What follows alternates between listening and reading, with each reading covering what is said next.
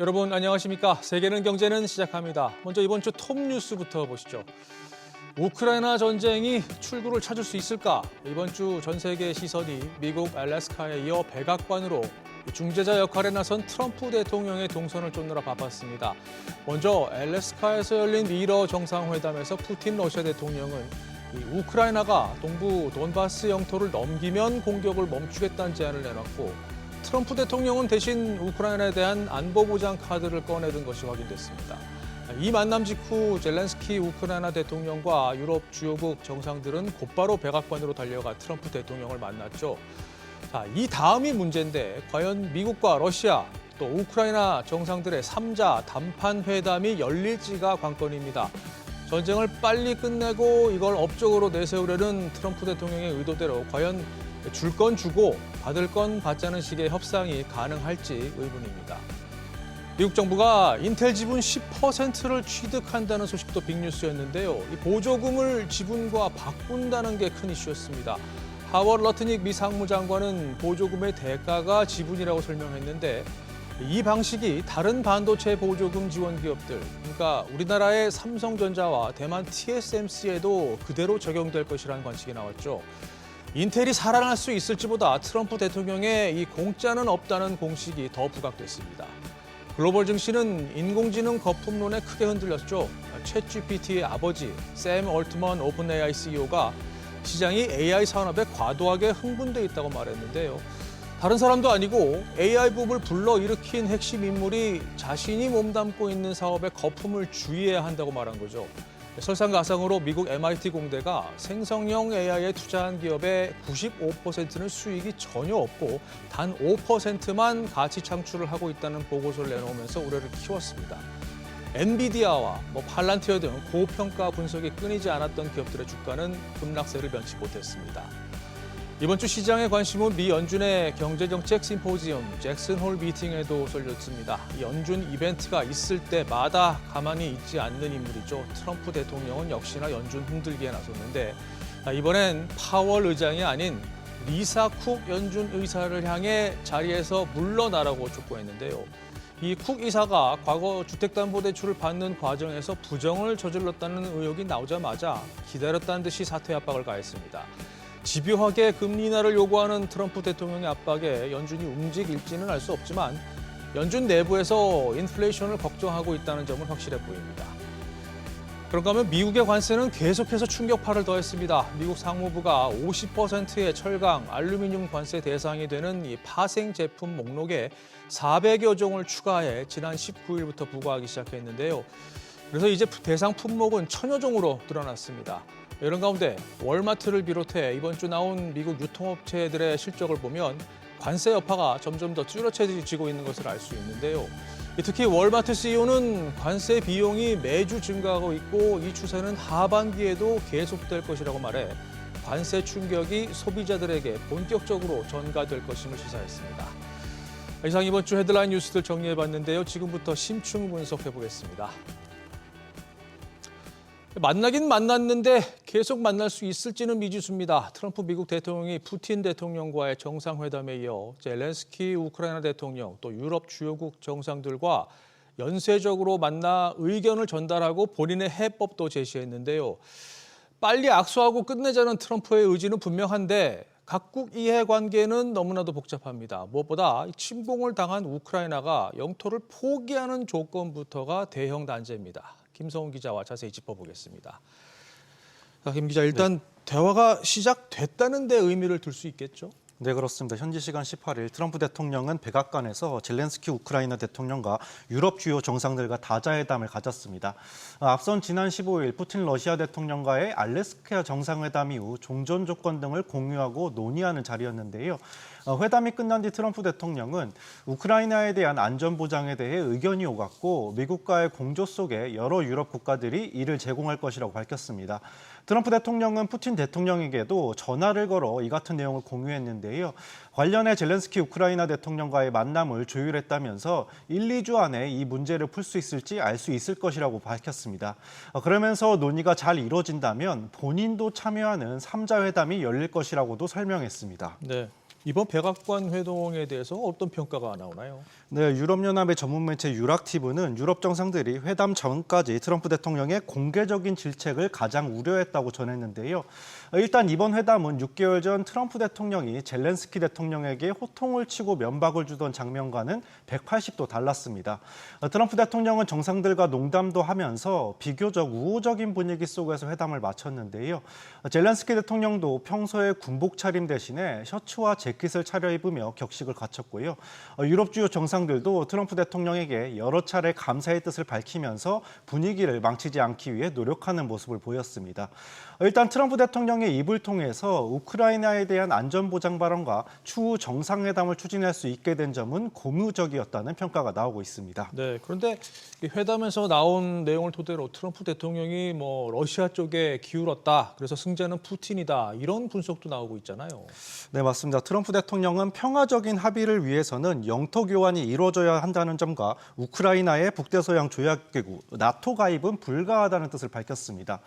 이는 푸틴 대통령이 침공 초기부터 해온 주장과 같습니다. 특히 국경이 맞닿은 돈바스 지역의 영토 기속이 이뤄진다면 러시아는 잠재적인 침공로 확보는 물론이고 우크라이나의 국가 정체성과 안보 질서를 러시아 기준에 맞춰서 재편할 수 있는 토대를 마련할 수 있을 것으로 보입니다. 여기에 원유 수입 제한 등 미국의 추가 제재도 비껴가면서 푸틴 대통령이 국제사회 고립에서도 벗어났다는 분석도 나오고 있습니다. 네. 일단 이 회담이 다 끝난 다음에 트럼프 대통령은 전쟁 당사국들한테 결단을 내리기라고 넘기는 분위기예요. 네, 그렇습니다. 이번 백악관 회담에선 우크라이나의 영토 문제는 논의되지 않은 것으로 전해졌습니다. 트럼프 대통령은 매우 안타까운 얘기지만 결국 젤렌스키와 푸틴이 협력해서 풀어야 할 문제라면서 발을 빼는 모습입니다. 이 때문에 트럼프 대통령이 일단 두 나라를 협상 테이블에 앉게 하고 자신은 평화 중재자 이미지를 구축하는 데에만 치중하고 있는 것 아니냐는 분석도 나옵니다. 내년 중간 선거를 앞두고 국내 지지층을 결집시키려는 의도가 강하다는 겁니다. 여기에 경제적 이익을 앞세우는 모습도 보이는데요. 안보 보장의 일환으로 우크라이나는 유럽의 자금을 통해서 900억 달러, 우리 돈 125조 원 상당의 미국 무기를 구매할 계획인데요. 스콧 베센트 재무장관은 트럼프 대통령은 유럽에 수출하는 무기들의 10%의 유인을 붙이고 있고 그 10%가 미국의 안전보장 비용을 커버할 것이라고 밝혔습니다. 또 미국이 우크라이나와 지난 4월 말 체결한 광물 협정을 거론하면서 분쟁이 끝나면 미국 납세자들에게 큰 보상이 될 수 있다고도 말했습니다. 트럼프 대통령도 푸틴 대통령과 회담 직후에 전쟁이 끝나면 러시아와 대규모 무역을 원한다고 강조하기도 했습니다. 네. 지금 전해주신 내용은 얘기가 잘 됐을 때 얘기고 종합을 해보면 결국 이제 우크라이나가 땅을 내줄 거냐 또 반대로 러시아는 미국이 안보 보장을 명분으로 바로 옆에 이제 들어서는 것을 수용할 거냐 이 문제로 귀결이 되는데 이게 풀 수 있는 문제입니까? 네, 말씀하신 쟁점으로 볼 수 있는 우크라이나의 영토 포기와 안전보장을 둘러싼 셈법이 여전히 복잡합니다. 러시아의 경우 돈바스 지역의 귀속을 포함해서 전선을 유지한 채 종전을 요구하고 있는데요. 돈바스 지역의 경우 우리나라의 절반 수준인 전체 5만 3,200제곱킬로미터에 달하는 데다 군사적 요충지이기 때문에 우크라이나로서는 절대 포기할 수 없는 지역입니다. 트럼프 대통령은 유연성을 언급하면서 압박하고 있지만 젤렌스키 대통령에게는 구구는 물론이고 본인의 정치 생명이 달려있는 중대한 사안이기 때문입니다. 안전보장을 두고도 협상의 난항이 예상되는데요.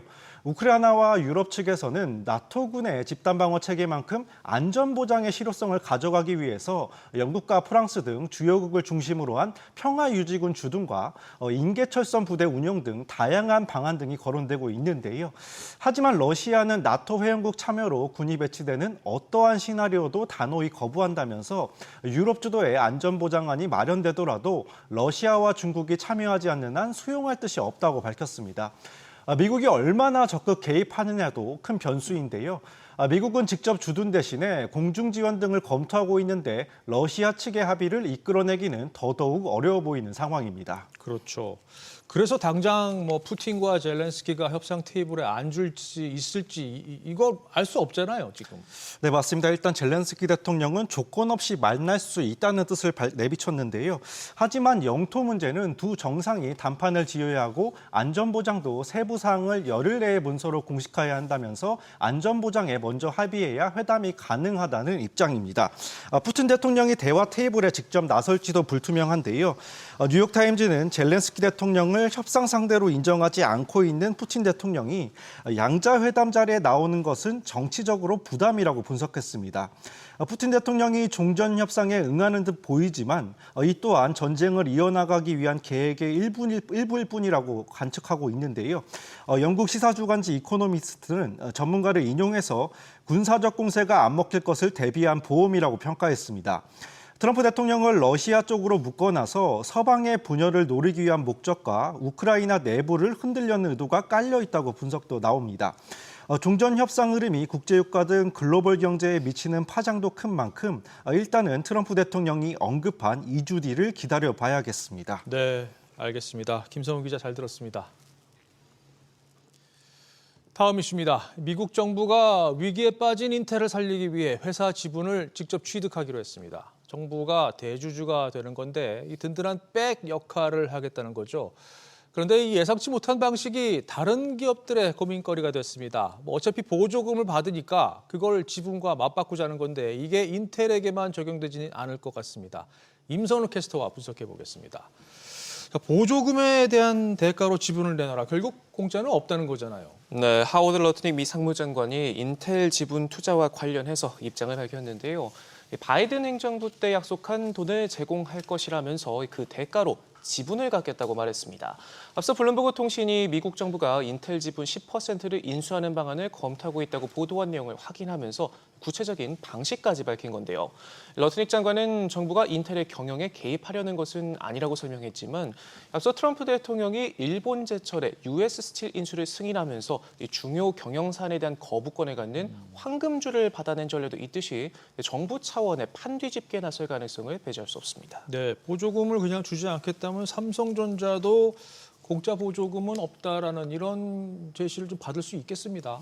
네, 트럼프 행정부가 노골적으로 자국 기업 챙기기에 나서면서 우리 기업들의 동참을 요구할 수 있기 때문인데 보조금의 대가로 미 정부의 상당한 규모의 지분을 양도해야 한다는 입장인 만큼 동일한 혜택을 받는 삼성전자에도 같은 잣대를 적용할 수 있습니다. 실제로 관련 보도가 나온 직후 로이터 통신은 소식통을 인용해 미국 정부가 삼성전자와 TSMC의 지분 인수를 검토하고 있다 전하기도 했습니다. 앞서 바이든 행정부는 인텔에 109억 달러에 달하는 보조금을 주기로 했고 TSMC는 66억 달러, 삼성전자는 47억 달러를 주기로 합의한 바 있는데 경영난을 겪고 있는 인텔과 달리 삼성전자 입장에선 자칫 미국 정부의 간섭 논란만 불거질 수 있기 때문에 달갑지 않은 소식입니다. 네, 관세 고민에 보조금 문제까지 더해질 수 있겠군요. 네, 맞습니다. 트럼프 대통령이 반도체 최대 300%의 관세를 예고한 상황에서 보조금을 조건으로 지분 요구 압박까지 더하면 골치 아픈 상황이 될 수 있습니다. 설령 보조금과 지분 수합을 요구하지 않더라도 반도체 품목 관세를 고리로 추가 투자를 요구하거나 보조금을 대폭 삭감할 수 있다는 관측도 나오는데요. 최근 트럼프 대통령이 반도체 관세를 예고하면서 정상 범위를 벗어난 세 자릿수 관세율을 재차 언급하는 것 또한 보조금 삭감을 위한 사전 작업이란 분석도 제기됩니다. 트럼프 대통령 특유의 협상 기술은 앞선 관세 협상에서 보장된 이 최혜국 대우도 흔들고 있는데 보조금 지급 여부가 협상 테이블에 추가된다면 최혜국 지위와 상관없이 삼성전자와 SK하이닉스는 타격이 불가피하고요. 업계에선 트럼프 대통령이 관세를 면제해주면서 보조금까지 줄 것이란 기대를 접어야 한다며 보조금 삭감이 아니라면 최혜국 대우를 빌미로 막대한 추가 투자를 요구할 것으로 우려하고 있습니다. 그렇군요. 자, 지분 이슈 말고 또 미국 정부가 인텔 살리기에 직접 나선다는 거, 이 사실 하나만으로도 우리 기업들한테는 상당히 부담이 될 수 있지 않을까요? 네, 트럼프 행정부가 인텔 지분을 확보하면 더욱 노골적으로 자국 기업 밀어주기에 나설 텐데 이를 의식한 빅테크 기업들이 발주 물량을 인텔에 몰아줄 가능성이 큽니다. 최근 테슬라와 애플에 이어서 미국 내 추가 수주 기대감을 키우고 있던 삼성전자에는 찬물을 끼얹는 악재가 될 수 있겠죠. 가뜩이나 트럼프 대통령의 반도체 관세 압박 속에 미국 생산 투자를 늘리고 있던 찰나 대미 투자 압박이 한층 거세지 벌어지는 것도 고민이고 비용 부담은 커지고 국내 투자 여력이 약화되는 등의 겨박제가 우려되는 상황이 올 수도 있습니다. 네. 그런데 이렇게 급변하는 상황 속에 일본 소프트웨어는 아주 발빠르게 움직이고 있습니다. 네, 소프트뱅크 그룹은 20억 달러, 우리 돈 약 2조 8천억 원을 출자해서 인텔과 주식 취득 계약을 맺었다고 발표를 했는데요. 인텔 시가총액을 봤을 때 2%대 지분의 확보에 5대 주주에 오를 것으로 예상이 됩니다. 소프트뱅크는 현재 반도체 설계 회사 ARM을 자회사로 두고 있는데 이 생산을 인텔에 맡기면서 수직 계열 모델을 구축해 AI 칩 패권에 도전하겠다는 큰 그림을 그리고 있습니다. 실제로 일본 반도체 산업의 큰 손으로 꼽히는 손정희 회장은 이 트럼프 대통령 취임 전에 가장 먼저 투자 보따리를 안겼고 본격적인 쩐의 전쟁을 선포하면서 일찍부터 밑그림을 그려왔는데요. 오픈 AI의 400억 달러에 달하는 통큰 투자에 나선 것 외에도 제2의 ARM으로 불리는 영국의 반도체 설계 스타트업 그래프코어를 사들인 데 이어서 최근엔 미국 반도체 펠리스 기업 암페어도 품었고요. 엔비디아 보유 주식도 지난해와 비교해 올해만 3배 가까이 늘렸습니다. 네. 지금 짚어주신 이 손 회장의 큰 그림, 그 결과는 뭔가요? 네, 업계에서는 손 회장이 글로벌 AI 데이터 센터 시장을 장악함과 동시에 이 제2의 엔비디아를 꿈꾸고 있는 것으로 분석을 하고 있습니다. 구체적으로 내년 봄 시제품을 시작한 뒤 가을쯤 양산할 것이라는 예측도 나오고 있고요. 단순히 AI 반도체 개발에 머무르지 않고 2026년 이후 짓게 되는 데이터 센터에 자체 개발한 반도체 탑재도 계획하고 있습니다. 또 한편에선 인공지능 시대의 저전력 반도체 설계만 우리 돈 1조 5천억 원을 투자하겠다고 밝힌 일본 정부의 전략과 궤를 같이 한다는 분석도 나오는데 저전력 반도체 설계 원판의 세계 최강인 ARM에 미국 유력 팹리스 기업인 암페어까지 손에 넣으면서 AI 칩을 제조하기 위한 구분응선에 다다랐다는 평가가 나온과 동시에 트럼프 대통령을 등에 업은 인텔과도 한 배를 타기로 하면서 설계부터 생산까지 다 먹겠다는 끝판승부수를 던진 모습입니다. 고가는 활짝 열고 아낌없는 투자에 나서고 있는 만큼 실탄 마련에도 적극적인데 자회사인 일본 1위 간편결제 서비스 업체 페이페이를 미국 시장에 상장시키기로 하고 초고성능 AI 반도체를 개발하기 위해 1,000억 달러, 우리 돈 146조 원이 전례 없는 규모의 펀드를 조성하는 프로젝트 이자나기도 꾸리는 등 총력전에 나서고 있습니다. 알겠습니다. 자, 임선우 캐스터 잘 들었습니다. 계속해서 이번 주 뉴스메이커들 만나보겠습니다. 고유미 캐스터 전해주시죠. 네, 트럼프 미국 대통령과 젤렌스키 우크라이나 대통령이 백악관에서 만났죠. 미러 정상회담의 내용을 전달하고 미국이 중재안으로 내놓은 안보보장 방안을 논의하기 위한 만남이었는데요. 유럽 주요국 정상들이 집단 대응에 나서기로 합의한 가운데 트럼프 대통령은 미국도 어떤 식으로든 관여할 것이라고 밝혔습니다. 또 미국과 러시아, 우크라이나 간의 3자 회담을 여는 것이 매우 중요하다고 강조했습니다. There'll be a lot of help. When it comes to security, there's going to be a lot of help. It's going to be good. They are first line of defense because they're there. They're Europe. But we're going to help them out also. We'll be involved. We may or may not have a trilat. If we don't have a trilat, then the fighting continues. And if we do, we have a good chance. I think if we have a trilat, there's a good chance of maybe ending it. 챗 GPT 개발사 오픈AI의 샘 올트먼 CEO가 AI 거품론을 제기하면서 이번 주 뉴욕 증시가 맥을 못 쳤죠. 과거 닷컴 버블을 예견한 것으로 유명한 하워드 막스 오크트리 캐피털 회장도 시장이 지난 16년 동안 제대로 된 조정 없이 너무 많이 올랐다고 지적했는데요. 그러면서 지금이 거품의 초기 단계라고 경고했습니다. It does seem that stocks are expensive relative to what I call fundamentals, or you might call reality. And, the outstanding reason, I think, is that, there hasn't been a serious market correction in 16 years. People go from neutrality to liking stocks, to liking them a lot, to liking them a ton, to liking them too much. And that's the continuation that creates bubbles, and we're probably in the early days of that. AI 거품론의 여파로 특히 기술주의 낙폭이 컸습니다. 그럼에도 불구하고 월가에서 기술주 분석의 달인으로 불리는 댄 아이브스는 일시적인 고비에 불과하다며 낙관적인 전망을 유지했는데요. AI 혁명이 내년까지 기술주 강세장을 이끌 것이라며 지금은 기회지 분괴 직전이 아니라고 일축했습니다. I view it as a bump in the road because it's our view when you think about AI revolution, you're just continuing to get validation from earnings and from everything we see from the data center as well as just overall demand. We'll see that from Godfather of AI, Jensen, NVIDIA, as we go into next week. And look, I continue to view this is a 1996 moment, not a 1999 or 2000 moment. And that's our view. I mean, this is a tech bull market that will continue to rage on in second half of the year into next year. 잭슨 홀 미팅을 앞두고 금리 인하 신중론이 잇따라 제기되면서 비트코인 가격도 큰 폭으로 떨어졌죠. 이런 가운데 라파엘 보스틱 애틀랜타 연은 총재는 비트코인을 비롯한 가상자산이 아직까지는 미국 금융 시스템에서 매우 작은 비중을 차지하고 있다고 말했는데요. 연준이 가장 중요하게 생각하는 것이 바로 금융 안정성인데 가상자산은 금융 안정성을 논하기에도 너무 작다고 밝혔습니다. As a fraction of the entire U.S. financial system, is still relatively small. And so for us as the Federal Reserve, we think about risk for sure, but financial stability is something that is actually even a greater consideration for us. And the crypto market today is sufficiently small, I think, that financial stability is not really in play.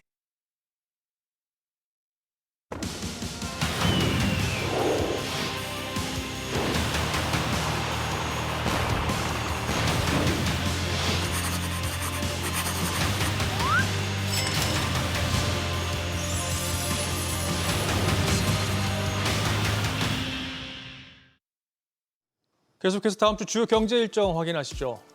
자, 먼저 월요일입니다.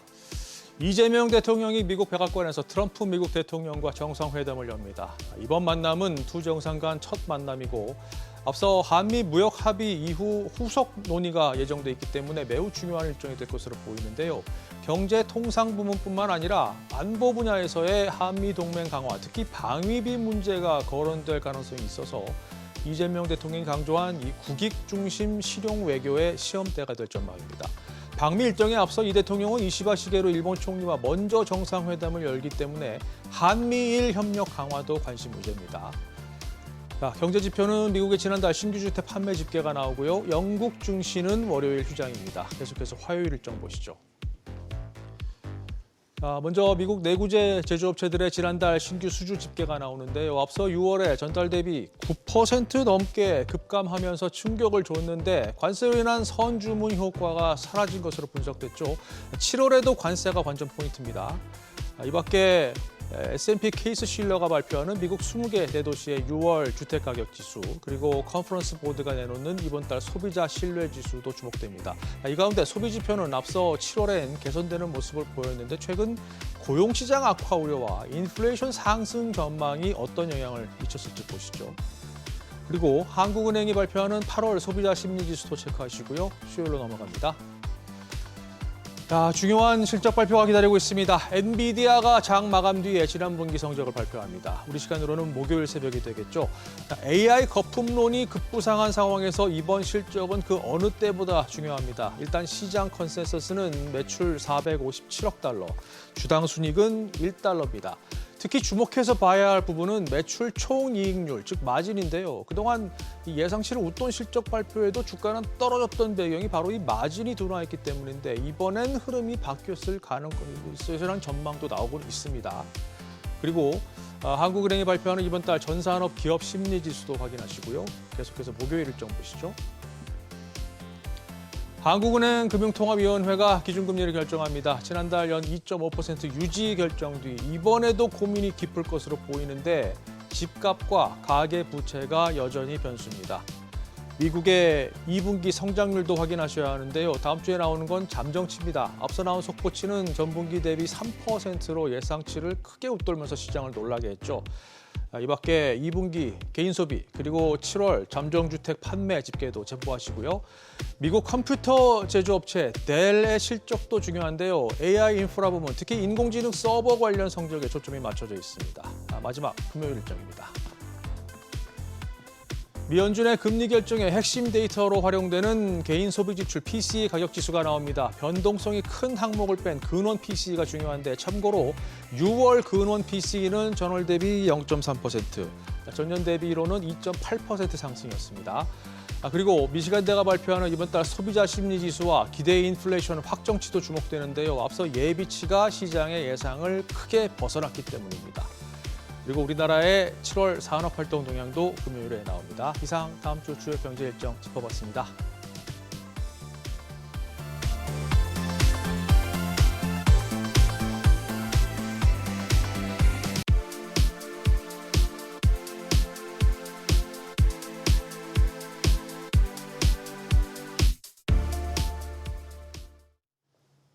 자, 세계는 경제는 오늘 저희가 준비한 내용 여기까지입니다. 다음 주에 뵙겠습니다. 고맙습니다.